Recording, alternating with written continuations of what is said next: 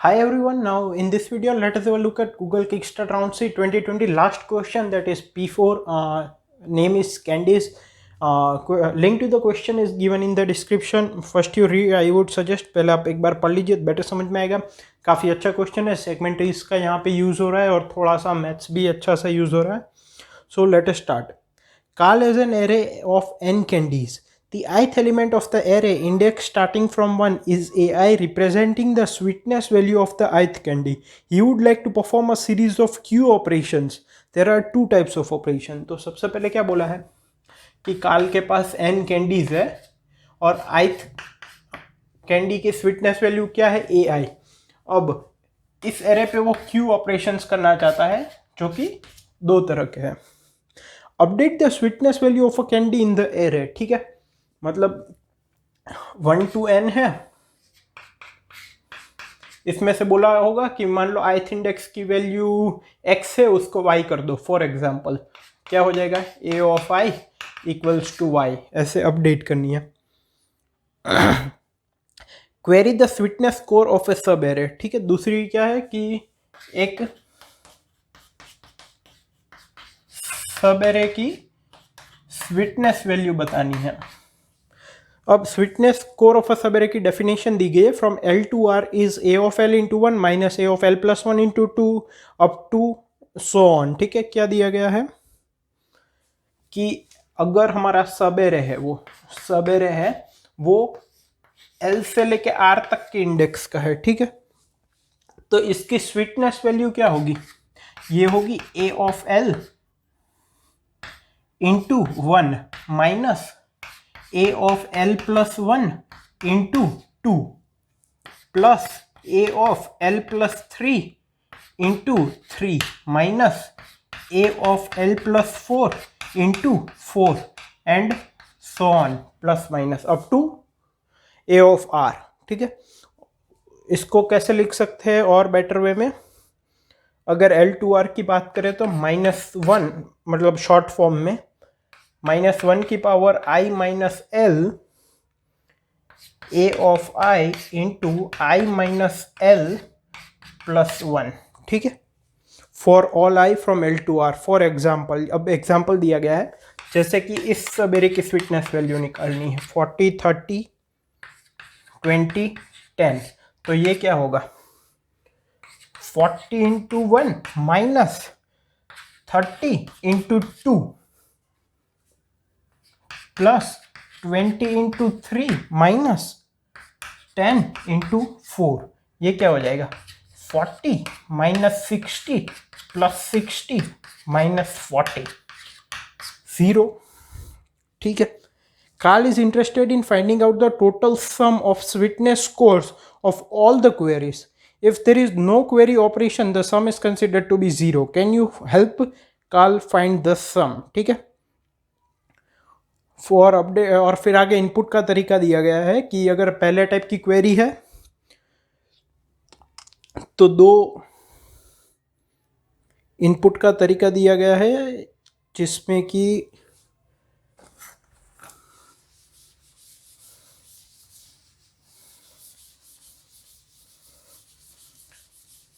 ठीक है, जो क्वेरीज है उसमें ये वाली अपडेट वाली थी ना, तो किस फॉर्म में दिया गया है. सबसे पहले कोई भी क्वेरी में एक कैरेक्टर होगा u या तो फिर q. q मतलब सब एरे की स्वीटनेस वैल्यू को क्वेरी करना है, u मतलब किसी इंडेक्स को अपडेट करना है. इसके बाद u में क्या दिया गया है, x ऑफ j और v ऑफ j, मतलब जो a of x of j होगा उसकी वैल्यू हम v ऑफ j पे अपडेट कर देंगे.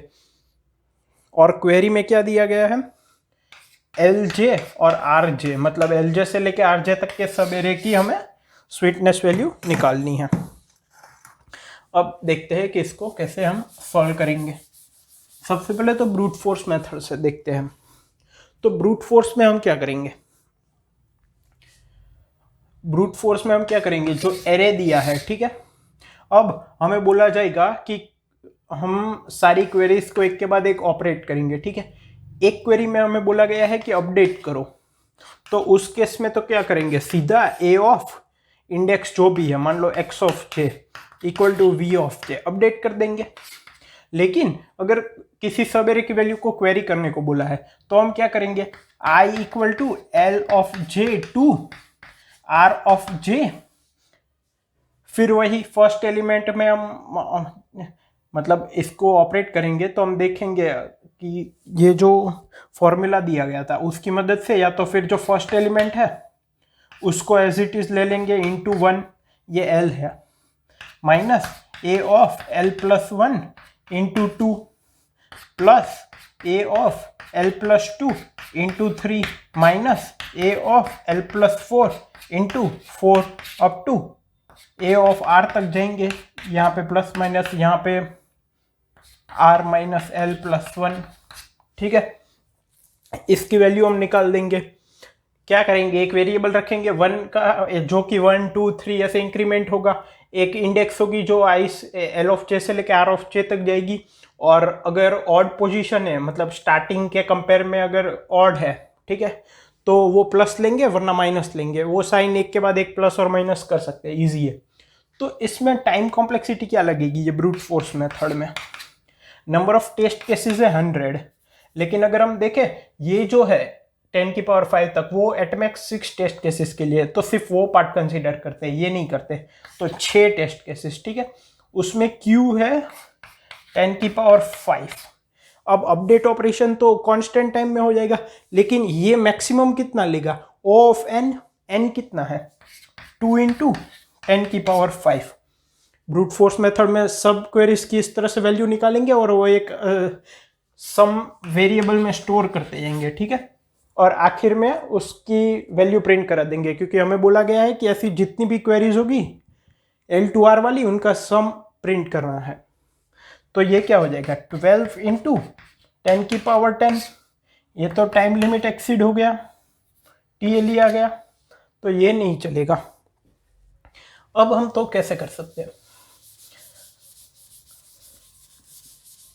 अब पहले तो मैं कहता हूं कि जो क्वेरी वाला, एक तो है क्वेरी और एक है अपडेट, ठीक है, तो अपडेट को फिलहाल आप भूल जाइए, मान लीजिए सिर्फ क्वेरी है L2R, तो जब भी हमें L2R के बीच का सम या निकालना होता है, अगर हमें क्वेश्चन दिया गया है कि queries to find the sum of Q subarrays, ठीक है, Q क्वेरीज है जिसमें हमें L और R दिया गया, उस सब एरे का सम निकालना है, तो हम क्या यूज करते हैं,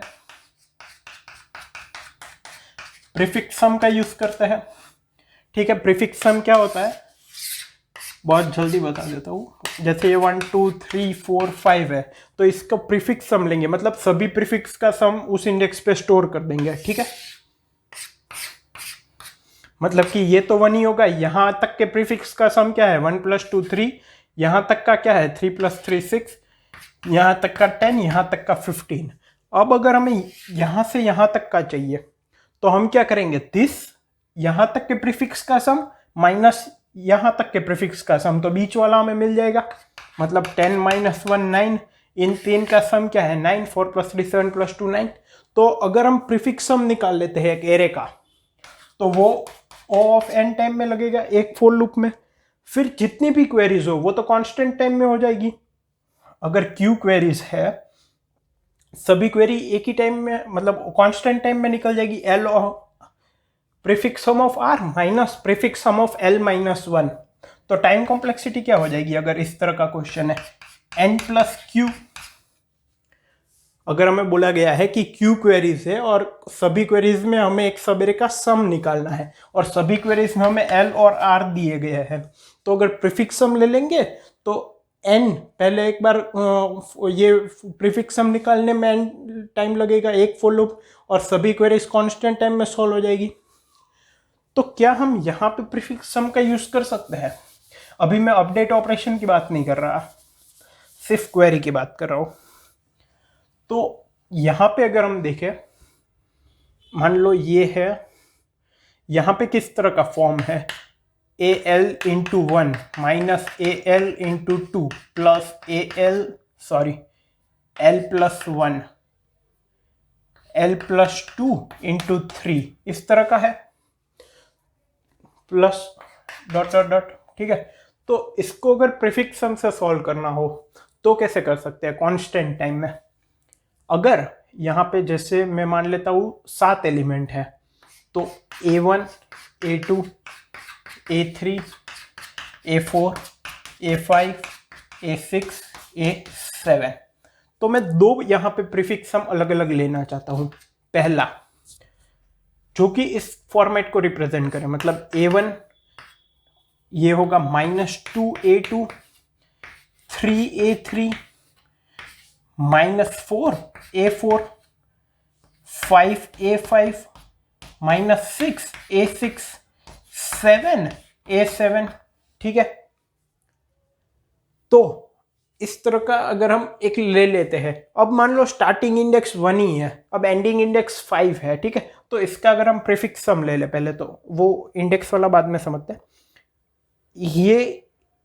अब इसका एक प्रीफिक्स सम ले ले, ये A1 होगा, ये क्या होगा A1 -2A2, ये क्या होगा A1 -2A2 प्लस 3A3, ये क्या होगा A1 -2A2 plus 3A3 -4A4।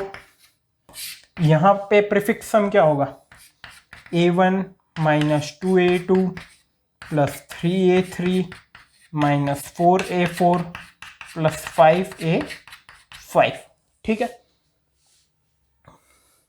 यहाँ पे क्या होगा A1 -2A2 plus 3A3 -4A4 plus 5A5 -6A6, ठीक है। A7 को निकाल देते हैं अभी के लिए। एक तो ये प्रीफिक्स वाला ये मैंने ले लिया, मान लो P1, ये प्रीफिक्स 1 एरे है। P2 में ले लेता हूँ सिंपली प्लस माइनस A1, फिर यहाँ पे A1 -A2, यहाँ पे मैं इंडेक्सेस निकाल देता हूँ, मतलब A1 -A2 plus A3। Fourth वाला क्या होगा A1 -A2 plus A3 -A4। Fifth क्या होगा A1 -A2 plus A3 -A4 plus A5। ये क्या हो जाएगा A1 -A2 plus A3 -A4 plus A5 -A6, ठीक है। ये हो गया। अब यहां पे हम क्या कर सकते हैं,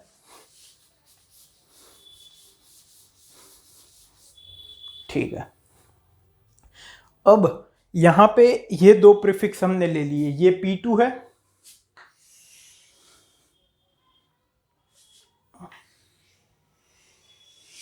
ठीक है, ये वाला P2 है, वो P1 है। अब मान लो मुझे 3 से लेके 5 तक का सम चाहिए, तो क्या मैं कह सकता हूं P1 of 5 minus P1 of 3 - 1, मतलब अगर यहां से यहां तक का चाहिए तो यहां तक का मैं ले लेता हूं माइनस ये, तो 3 - 1 2। ये मुझे क्या देगा यहां तक का माइनस यहां तक का, ये क्या है A1 -2A2, ये सब उसमें से हम ये माइनस कर देते हैं, ठीक है। तो वो क्या होगा A1, ये A2 है,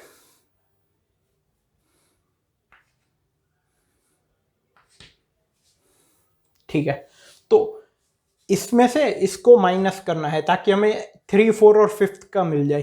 तो A1 -A1 और -2A2 प्लस A2 2A2 वो चला गया, क्या मिल गया हमें 3A3 -4A4, ये 4 है, थोड़ा देख लेना कहीं अगर इंडेक्स की गलती हो रही है, प्लस 5A5, ठीक है। अब यहां पे 3 है, अगर हमें 1 चाहिए तो पहले तो मैं क्या करता हूं P2 of 5 minus P1 of 2 ये निकाल देता हूं, इसको मैं S1 बोलता हूं, ये S2। इसकी वैल्यू क्या होगी P2 of 5 this minus this, मतलब इसमें भी 3, 4 और 5 की वैल्यू मिल जाए प्रीफिक्स सम, तो दिस माइनस दिस, तो A1 और A1 माइनस A2 और माइनस A2 चला गया, A3 minus A4 plus A5, ठीक है। अब S1 और S2 की मदद से 3 और 5 तक का जो आंसर होगा वो क्या होगा, वो होगा A3 minus 2A4 plus 3A5। तो S1 और S2 की मदद से क्या हम इसको ऑब्टेन कर सकते हैं किसी तरह से। यहां पे इंडेक्स क्या चाहिए हमें 1, यहां पे क्या है 3, तो S1 माइनस 2S2 करके देखते हैं। यहां पे इंडेक्स 1 है, यहां पे 3 है, हमें चाहिए 1, और यहां पे भी 1 है, तो S1 माइनस 2S2 करके देखते हैं। S1 माइनस 2S2 ये क्या देगा 3A3 minus 2A3, A3 minus 4A4 minus minus plus 2A4 minus 2A4, 5A5 minus 2A5 plus 3A5, यही हमें चाहिए था। A3 minus 2A4 minus 2A4 और plus 3A5 plus 3A5 match हो गया, ठीक है। तो अब इस कंसेप्ट को यूज करके हम इसको जनरलाइज कैसे कर सकते हैं। पहले और एक बात बता दूं, मान लो ये 3 से लेके 5 तक है, अगर 2 से लेके 5 तक होता क्वेरी, तो यहां पे P1 of 5 minus P1 of 1 करते, और यहां पे P2 of 5 minus P1 of 1 करते। उसके बाद करेस्पॉन्डिंगली यहां पे कोएफिशिएंट देख के S1 minus something of S2 कर देते, वो तो ठीक है। तो यहां पे मैं क्या कह रहा था कि अगर ऐसा हमें चाहिए तो उसमें क्या होगा, उसमें जो स्टार्टिंग है वो हमें माइनस 2A2 मिलेगा, उसमें से हम जब ये सब्ट्रैक्ट करेंगे S1 में से S2, तो हमारा आंसर आएगा, इसको मैं थोड़ा रब कर देता हूं, ये समझ में आया यहां ये हमने कैसे यूज किया।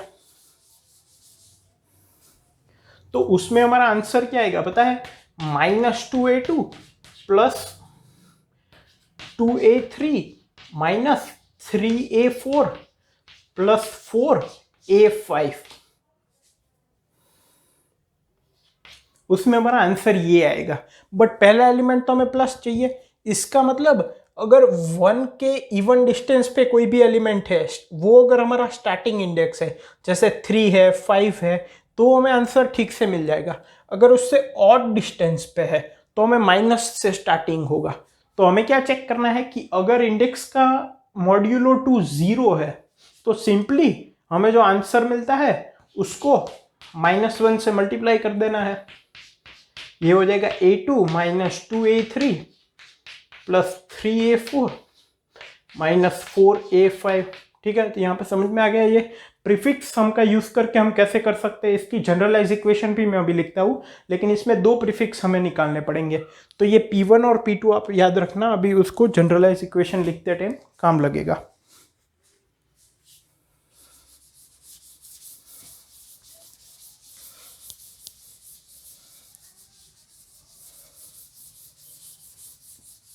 अभी अपडेट ऑपरेशन की हमने बात नहीं की, क्वेरी ऑपरेशन की ही बात कर रहे हैं। तो अगर P1 और P2 कैलकुलेट कर लिया है, जो कि पहले बताया गया था उस तरह से, और अगर हमारी क्वेरी है L से लेके R तक की, तो क्या हम कह सकते हैं sum is equals to P1 of R minus P1 of L minus 1, ठीक है, minus P2 of R minus P2 of L minus 1। यहां पे मल्टीप्लाई क्या करेंगे, अभी स्टार्टिंग इंडेक्स L है, तो उसका जो कोएफिशिएंट होगा P1 में वो भी L ही होगा। A1 minus 2A2 plus 3A3 minus 4A4, तो A अगर स्टार्टिंग है तो उसका कोएफिशिएंट L ही होगा। अब हमें जो स्टार्टिंग अगर हम L से कर रहे हैं तो उसका कोएफिशिएंट चाहिए कितना 1, ओरिजिनली L है, हमें चाहिए 1। तो क्या करना पड़ेगा, -l-1 टाइम्स करना पड़ेगा। तो यहाँ पे मल्टीप्लाई क्या करेंगे, जैसे कि वो एग्जांपल देखा था उसमें हमने 2 से मल्टीप्लाई किया था, l-1 मल्टीप्लाई करेंगे, P1 of r minus P1 of l-1, P1 और P2 क्या है वो हमने कैलकुलेट करके देख लिया, minus l-1 times P2 of r minus P2 of l-1। इसके बाद if l modulo 2 equal to 0, sum is equals to -1 times sum. ठीक है, ये आ गया। ऐसा हम सभी क्वेरीज में निकालेंगे और मान लो आंसर हमारा वेरिएबल है जो कि इनिशियली 0 किया है सभी टेस्ट केस में, तो उसमें सभी क्वेरी का सम ऐड कर देंगे। Answer is equal to answer plus sum. अब ये सम निकाल P1 और P2 अगर हमने कैलकुलेट कर लिए है तो ये सम निकालना तो कांस्टेंट अमाउंट का टाइम है, 2 ही स्टेप लगेंगे। तो मान लो अगर अपडेट वाली क्वेरीज नहीं है, ठीक है, तो जो दिए गए थे कंस्ट्रेंट्स उस हिसाब से टाइम कॉम्प्लेक्सिटी क्या हो जाएगी। अगर हम सिर्फ 6 टेस्ट केसेस देखें जिसमें n की वैल्यू 10⁵ तक जा सकती है, तो 6 × 10⁵ ये n है, क्योंकि P1 और P2 प्री प्रोसेस करेंगे, प्लस सभी क्वेरीज को हम कांस्टेंट टाइम में निकाल लेंगे। अभी मैं अपडेट की बात नहीं कर रहा, सिर्फ जो सम है उसको P1 और P2 की मदद से 2 × 10⁵, आई थिंक Q की वैल्यू यही थी, तो 3 × 6 18 × 10⁵ इजीली हो जाएगा। तो प्रीफिक्स सम का यहाँ पे कैसे यूज कर सकते हैं वो समझ में आ गया। अब बात करते हैं अपडेट क्वेरी की। तो जब भी सब एरे में अगर अपडेट की बात आ जाए, अपडेट भी है और क्वेरी भी करनी है वैल्यू, तो क्या यूज करते हैं कंसेप्ट हम, सेगमेंट ट्रीज। ठीक है, तो अगर अपडेट करना है तो यहां पे हमें सेगमेंट ट्रीज 2 चीजों के बनाने पड़ेंगे। जैसे कि अगर प्रीफिक्स, अगर हमें क्यू क्वेरीज दी गई है, ठीक है, और L से R तक का सम चाहिए, ठीक है, क्यू क्वेरीज है 2 प्रकार की है, L से R तक का सम चाहिए या तो फिर किसी एक इंडेक्स को अपडेट करना है, A ऑफ I = X। तो हम क्या करते हैं, हम सेगमेंट ट्री बना देते हैं जो कि सेगमेंट्स में सम की वैल्यू स्टोर करता है, और फिर इस क्वेरी के टाइम उस सेगमेंट ट्री में से वो वैल्यू ले लेते हैं, और जब अपडेट की क्वेरी आती है तब भी सेगमेंट ट्रीज की वैल्यू से उसको अपडेट कर देते हैं। तो प्रीफिक्स अगर L से लेके R तक का सम चाहिए तो अगर यहाँ पे अगर हमें सेगमेंट ट्रीज का यूज करना है, ठीक है, तो क्वेरीज 2 प्रकार की है, यहाँ पे भी ये अपडेट वाली है, ये तो जैसे इसमें करते हैं वैसे ही करेंगे, लेकिन ये जो है जिसमें L से लेके R तक की स्वीटनेस वैल्यू निकालनी है, तो यहाँ पे हमें सेगमेंट ट्रीज 2 बनानी पड़ेगी। एक बनानी पड़ेगी P1 प्रीफिक्स के लिए, यहाँ पे P1 और P2 मैंने बताया था ना, अगर सब एरे के सम की वैल्यू निकालनी है सिर्फ, ठीक है, तो उसमें से A of L plus A of L plus 1 up to A of R एक ही तरह की वैल्यूज है, तो उसमें हम सेगमेंट ट्री एक ही बनाते हैं। यहाँ पे 2 सेगमेंट ट्री बनानी पड़ेगी, एक P1 के लिए जो मैंने यहाँ पे बताया था P1 प्रीफिक्स हमारा क्या है, और एक P2 के लिए। फिर जब भी क्वेरी आएगी L से लेके R तक की, तो सेगमेंट ट्री की मदद से जो भी मैंने फॉर्मूला बताया था वो यूज कर लेंगे, P1 of R minus, actually segment tree में P1 ऑफ R नहीं लिखते क्योंकि वो प्रीफिक्स हो जाएगा, P1 ऑफ L से लेके R तक ये क्वेरी करेंगे, minus L-1 P2 of L से लेके R। ठीक है, और अगर L है वो इवन इंडेक्स है तो इसकी वो -1 से मल्टीप्लाई कर देंगे, और अपडेट तो वैसे ही करना है। ठीक है, तो पहले जो कंसेप्ट समझ में आया था वो समझाया था किस तरह से यूज करते हैं, तो फिर उसका सिर्फ अभी सेगमेंट ट्री बनाना है। अगर वो समझ में आ गया है और सेगमेंट ट्री पता है उसमें ये प्रीफिक्स सम का क्वेश्चन कैसे करते हैं, तो ये इजीली हो जाएगा। मैंने कोड में 1 इंडेक्स लेके सेगमेंट ट्री बनाया है, तो वो थोड़ा ध्यान रखना, 0 इंडेक्स लेके नहीं बनाया। अब इस वीडियो में हम सेगमेंट्री पूरा अलग से डिस्कस नहीं कर रहे क्योंकि वो फिर पूरा टॉपिक ही अलग हो जाएगा, लेकिन क्या करना है वो मैंने बता दिया। मेन चीज़ यहाँ पे इस क्वेश्चन का मेन कंसेप्ट क्या था, इस फॉर्मूला को अचीव करना कि ये कैसे आता है, ये क्या है, ठीक है। फिर अगर सेगमेंट्री आप अलग से देख लेते हो तो फिर ये फॉर्मूला उसमें इम्प्लीमेंट कर सकते हो, जो जैसे कि हम प्रीफिक्स सम में भी करते हैं। तो यहाँ पे टाइम कॉम्प्लेक्सिटी क्या होगी यूजिंग सेगमेंट्रीज, तो कंस्ट्रेंट्स में क्या गिवन था कि एट मोस्ट 6 टेस्ट केसेस में n की वैल्यू 10 की पावर 5 और q की वैल्यू 2 इंटू 10 की पावर 5। तो सबसे पहले तो हमें P1 और P2 दो सेगमेंट्रीज बिल्ड करने पड़ेंगे, ठीक है। तो टाइम कॉम्प्लेक्सिटी क्या हो जाएगी, एक सेगमेंट्री को बिल्ड करने के लिए n log n टाइम लगता है, यहाँ पे 2 है और 6 टेस्ट केसेस, तो 6 इंटू